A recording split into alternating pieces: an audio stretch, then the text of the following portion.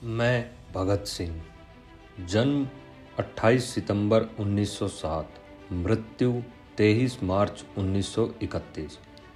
भारत का एक प्रमुख स्वतंत्रता सेनानी क्रांतिकारी बोल रहा हूँ। चंद्रशेखर आज़ाद और अन्य स्वतंत्रता सेनानियों के साथ मिलकर हमने देश की आज़ादी के लिए ब्रिटिश सरकार का साहस के साथ मुकाबला किया। पहले लाहौर में सैंडर्स की हत्या और उसके बाद दिल्ली की संसद में बम धमाका करके ब्रिटिश साम्राज्य की नींव हिला दी। हम संसद में बम फेंककर भी नहीं भागे, जिसके कारण 23 मार्च 1931 को हमारे दो अन्य साथी राजगुरु और सुखदेव के साथ हमें फांसी पर लटका दिया गया। कसूर सिर्फ इतना था कि हमारे देश पर कब्जा किए अंग्रेज़ों के खिलाफ हमने दिलेरी और बेखौफी से खिलाफत की और उस घटना को अंजाम देकर भागे नहीं, बल्कि डटे रहे, क्योंकि हमने कुछ गलत नहीं किया था। सारे देश ने इस बलिदान की जंग को बड़ी गंभीरता से लिया और जो चिंगारी इसके बाद भड़की तो देश ने आज़ादी छीन कर वापस ली। मैं भगत सिंह संधू, जिसका जन्म 28 सितंबर 1907 प्रचलित है, परंतु सही जन्म 19 अक्टूबर 1907 को हुआ था। पिता का नाम सरदार किशन सिंह और माता का नाम विद्यावती कौर था। मैं एक सिख परिवार से था। हमारा पूरा परिवार आर्य समाजी था। अमृतसर में 13 अप्रैल 1919 को हुए जलियांवाला बाग हत्याकांड ने मेरी सोच पर बहुत गहरा असर डाला था। लाहौर के नेशनल कॉलेज की पढ़ाई छोड़कर मैंने भारत की आज़ादी के लिए नौजवान भारत सभा की स्थापना की थी।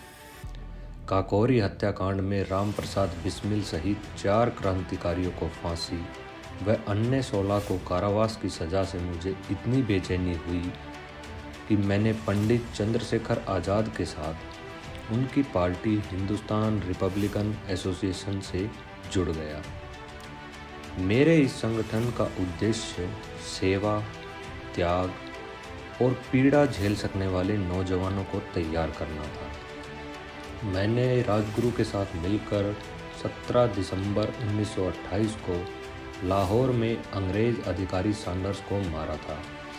इस क्रांतिकारी कार्य में क्रांतिकारी चंद्रशेखर आज़ाद ने हमारी पूरी सहायता की थी।